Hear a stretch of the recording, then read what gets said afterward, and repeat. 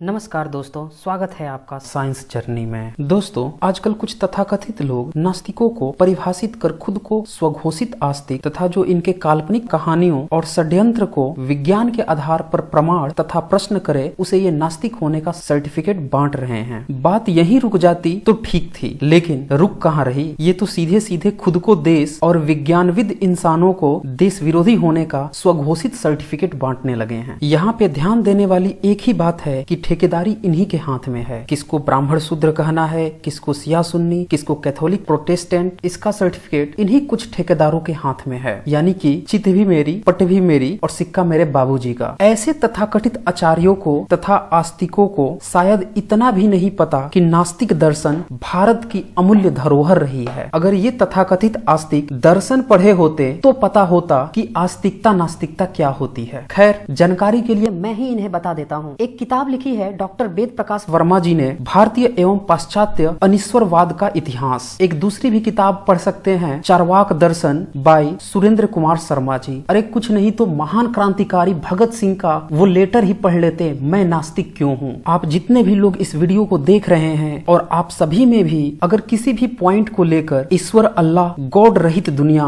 भेदभाव रहित, हिंसा रहित, शोषण रहित, भ्रष्टाचार रहित, वर्ण रहित, धर्म संप्रदाय मजहब जाति रहित और साथ में नैतिक शिक्षा और साइंटिफिक टेम्पर की विचारधारा को, जिसे कि आजकल धर्म के तथाकथित प्रचारक नास्तिक, वास्तविक या तर्कशील कहते हैं, में संदेह हो तो ये वीडियो सिर्फ और सिर्फ आपके लिए है। इस वीडियो को अंतिम तक देखें। आज मैं बताऊंगा आपको कि आस्तिकता और नास्तिकता का खेल क्या है और इन तथाकथित धर्म के ठेकेदारों को नास्तिकता से चिढ़ क्यों है। प्यू रिसर्च सेंटर, जो कि धर्म, कास्ट, जातियों से रिलेटेड सर्वे करती है, इसके जो लेटेस्ट आंकड़े हैं 2015 के, उस आंकड़ों पर एक बार नजर डालें। इसमें यह बताया गया है कि 31.2% क्रिश्चियंस हैं पूरी दुनिया में, जबकि मुस्लिम्स 24.1% है। तीसरे नंबर पर अनएफिलिएटेड हैं, यानी कि जो किसी भी धर्म से एफिलिएटेड नहीं है। और चौथे नंबर पे है हिंदूज, जो कि 15.1% जनसंख्या के साथ बना हुआ है। पांचवें नंबर पर बुद्धिस्ट हैं 6.9% और इसके बाद से छोटे मोटे कई सारे रिलीजन्स हैं। अगर इन आंकड़ों में टॉप 4-5 की बात की जाए तो इसमें से अनएफिलिएटेड को छोड़कर बाकी के क्रिश्चियन, मुस्लिम, हिंदू ईश्वरवादी हैं, जो कि अपने को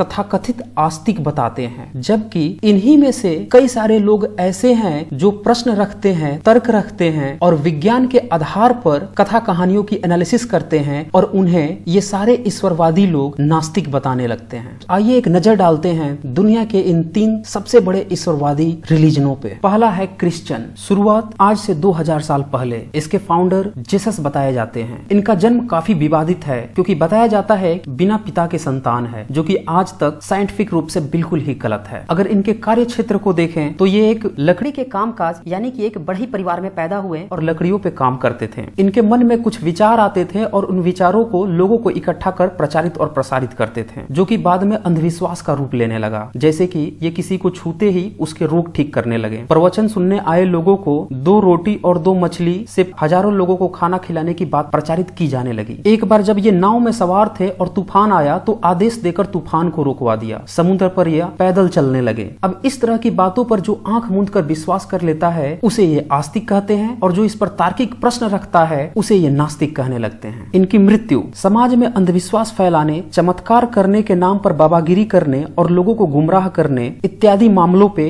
इन्हें सूली चढ़ाने की सजा हुई और उसके पहले इन्हें बेरहमी से कोड़ों से पीट पीट कर सूली पर चढ़ाया गया। 3 दिन बाद इनके चेलों में से कुछ ने यह प्रचारित किया कि वो जिंदा होकर लौट आए हैं और उन्हें दर्शन भी दिए। अब इस तरह की कपोल कल्पित को जो मान ले वो आस्तिक, और जो प्रश्न करे, इसे सत्यता और विज्ञान के पहलुओं के आधार पर जांच करे, उसे नास्तिक होने का यह सर्टिफिकेट बांटने लगते हैं। अब जरा इसके सोशल इम्पैक्ट पर नजर डालें। चमत्कार पे विश्वास, जो कि बिल्कुल ही अनसाइंटिफिक है। क्योंकि जीसस पे ही चमत्कार करने के आरोप हैं तो ये रिलीजन वाले भी चमत्कार आंख मूंद के मानने लगते हैं। किसी भी तरह से इन्हें बरगलाया और गुमराह किया जा सकता है चमत्कार के नाम पर, जो कि साइंटिफिकली पूरी तरह से गलत है। चमत्कार नाम की कोई भी चीज नहीं होती। अब जो चमत्कार को मान ले उसे आस्तिक का सर्टिफिकेट और जो न माने उसको ये नास्तिक का सर्टिफिकेट बांटने लगते हैं। दुनिया का दूसरा सबसे बड़ा रिलीजन मुस्लिम, 24.1% जनसंख्या पूरे वर्ल्ड में। फाउंडर मुहम्मद, जन्म 571 AD और मृत्यु 632 AD। बचपन में ही माता पिता का गुजर जाना, 25 साल की उम्र तक सामान्य जीवन जीना। कार्य क्षेत्र की बात करें, विवाहित लाइफ काफी विवादित। मसलन 25 साल की उम्र में अपने से 15 साल की उम्र की विधवा के साथ शादी करना, बुढ़ापे में यानी कि 57 to 59 इयर्स की एज में 6 से 9 साल की एक बच्ची से शादी करना और इसी तरह से 11 से 13 शादियां और कुछ बांदियों के साथ रहना। अगर इनके सामाजिक लाइफ की बात करें तो इनने अरब की पुरानी संस्कृति को ट्रेमेंडस चेंज किया। मूर्ति पूजा को हटाकर उसका रूप बदल दिया, यानी कि जिस ईश्वर की पूजा मूर्ति को रखकर होती थी, अब उसकी जगह पे एक काबा रखकर यानी कि सगुण रूप को निर्गुण कर देना। इनकी विचारधारा के अनुसार काल्पनिक अल्लाह के लिए पूरी तरह से डिवोट हो जाना, उससे डर कर और डरा कर रहना, सारे कर्म जो धरती पे बुरे हैं वो मरने के बाद जायज हो जाना, जैसे कि एक जिहादी को मरने के बाद 72 हूरों का ख्वाब दिखाना, जन्नत में लड़कों द्वारा शराब का परोसा जाने का ख्वाब दिखाना, अपनी बात कहने के लिए एक काल्पनिक जिब्राइल का सहारा लेना और यह प्रचारित करना कि जब कभी वो कुछ अलग सी बातें करते हैं वो बात जिब्राइल की बातें होती है और उस जिब्राइल को किसी दूसरे के द्वारा न देखा जाना। इसके अलावे 7वें आसमान पर यात्रा करने का विवरण देना, जबकि यात्रा करने के आने के बाद पृथ्वी को चादर की तरह बिछी हुई बताना, जबकि हम जानते हैं कि आज जितने भी लोग स्पेस में गए हैं उन्होंने ऊपर से पृथ्वी को देखा, वो गोल दिखती है। तो यहाँ पे इनकी बातें पूरी तरह से गलत साबित होती हैं। फिर उसके बाद चांद को हाथ के इशारे से 2 टुकड़े कर देना, जबकि हम जानते हैं कि 6ठी शताब्दी के एक व्यक्ति के लिए यह बिल्कुल ही इम्पॉसिबल सी बात है। वैज्ञानिक कारण बहुत सारे हैं, यहाँ पे मैं सिर्फ आपको झलक दिखा रहा हूँ। लिस्ट काफी लंबी है। अब इन कहानियों को जो आंख मूंद कर विश्वास कर ले उसे ये आस्तिक का सर्टिफिकेट, और जो इस पर प्रश्न पूछ ले वैज्ञानिक ढंग से इसकी जांच करे उसको ये नास्तिक का सर्टिफिकेट बांटते फिरते हैं। अगर इनके मृत्यु की बात करें तो भीड़ में जहर मिले हुए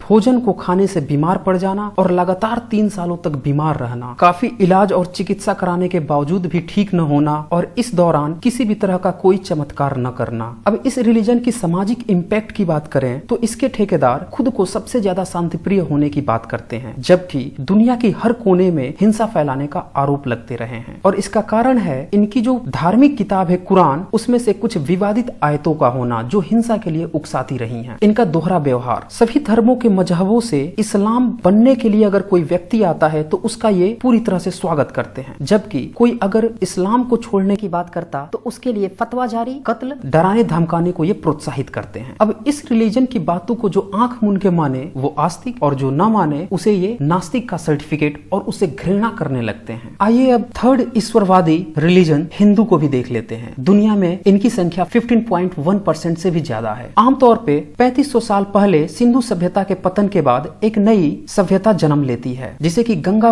वैली सिविलाइजेशन भी कहा जाता है। शुरुआत में यहाँ पे नास्तिक दर्शन उभरते हैं जैसे कि चार्वाक दर्शन, बुद्धिज्म, जैनिज्म। अजित के काम्बली वो भी नास्तिक दर्शन चार्वाक दर्शन के काफी करीब होते हैं और इस तरह की विचारधाराएं लगातार 1500 सालों तक चलते रहती हैं। फिर विदेशी आक्रांताओं के आने के कारण यहाँ पे भी उन्हीं की तरह ईश्वरवादी मिक्सअप फैलने लगता है और उसका नतीजा ये होता है कि यहाँ भी 7वीं 8वीं शताब्दी के बाद मूर्ति पूजा, तरह तरह की कहानियां जो दादी नानी सुनाया करती थी, कथावाचक सुनाया करते थे, उन्हें कलेक्ट करके और 15वीं सदी में इन्हें लिखा जाने लगता है और इस तरह से काफी विवादित बातें भी उभर कर आती हैं। अब इन कथा कहानियों को जो मान ले वो आस्तिक और जो न माने, जो इस पर प्रश्न करे, वैज्ञानिक ढंग से इसकी सत्यता की जांच करे कि पहले आप बताओ तब हम मानेंगे, तो फिर उसे ये नास्तिकता का सर्टिफिकेट बांटने लगते हैं। अगर इसके सोशल इम्पैक्ट की बात करें तो ये विभिन्न जाति, वर्ण, गोत्र में बटे हुए हैं। खान पान, रहन सहन, पीढ़ी दर पीढ़ी एक दूसरे जाति वर्ण से नफरत करना, आपस में शादी विवाह न करना,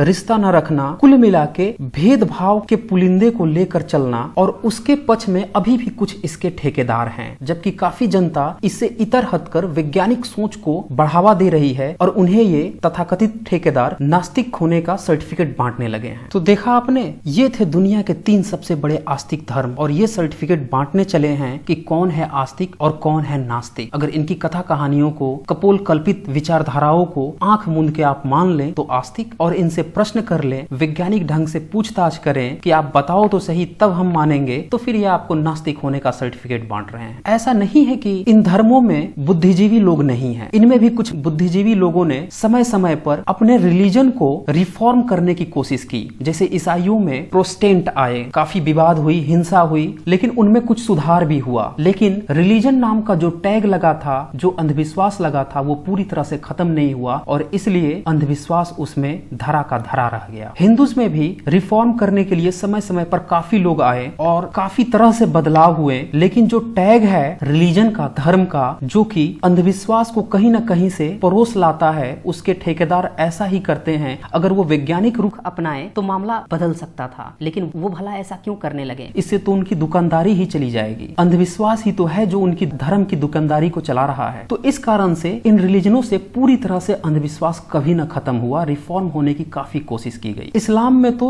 रिफॉर्म करने की कोशिश ही हिंसा में बदल जाती है और इसीलिए उसमें कोई रिफॉर्म नहीं हुआ। कट्टरता उसी की उसी तरह बरकरार रह गई और इसीलिए अब वो पूरी दुनिया में चाहे जितना भी अपने को शांति प्रिय बताएं, लोगों में एक नेगेटिव इमेज लगातार बनते जा रही है। अब मुझे बताएं, ये तथाकथित आस्तिक क्या इनका ईश्वर अल्लाह गॉड पूरे मानव समुदाय को क्रिश्चियन, मुस्लिम, हिंदूज और तरह तरह के रिलीजन में बंटवारा कर रखा है, या फिर ईश्वर अल्लाह गॉड ये कोई आक्रमणकारी हैं जो दुनिया पे हमला करके खरबूजे की तरह अलग अलग जगहों पे लोगों को बांट रखे हैं और अपनी तरह से गुलामी करवा रहे हैं अपने अपने विचारधाराओं के अनुसार, और जब चाहें तब अपने अपने विचारधाराओं के कारण लोगों को आपस में लड़ा देते हैं, दंगे फसाद करवा देते हैं, हिंसा करा देते हैं। और जो इन बातों को नहीं मान रहा है उसको ये लोग नास्तिकता का सर्टिफिकेट दे रहे हैं। जो हिंसा रोकने की बात कर रहा है, जो समानता की बात कर रहा है, जो भेदभाव रहित दुनिया चाहता है। तो मेरा प्रश्न यह है कि ये सुपरनेचुरल ने इंसानों को इंसान बनने की बजाय ईसाई, मुस्लिम, हिंदू इत्यादि बनने को क्यों कहा? क्यों ये छोटी मोटी घटनाओं पे जब विज्ञान नहीं था तब कभी पैगंबर भेज देता था, कभी अवतार भेज देता था, आज ये क्यों नहीं आ रहा? जबकि उससे भी ज्यादा खतरनाक स्थितियों से हम गुजर चुके हैं। वर्ल्ड वार से बड़ा अभी तक कोई त्रासदी नहीं हुई थी। एक नहीं दो वर्ल्ड वार हो गए, तब ये तथाकथित ईश्वर अल्लाह गॉड कहाँ थे? तब ये अपने पैगंबर और अवतारों को क्यों नहीं भेजे? क्या इन्हें नास्तिकों से डर लगता था? और अंतिम प्रश्न यह है कि आखिर इन तथाकथित आस्तिकों को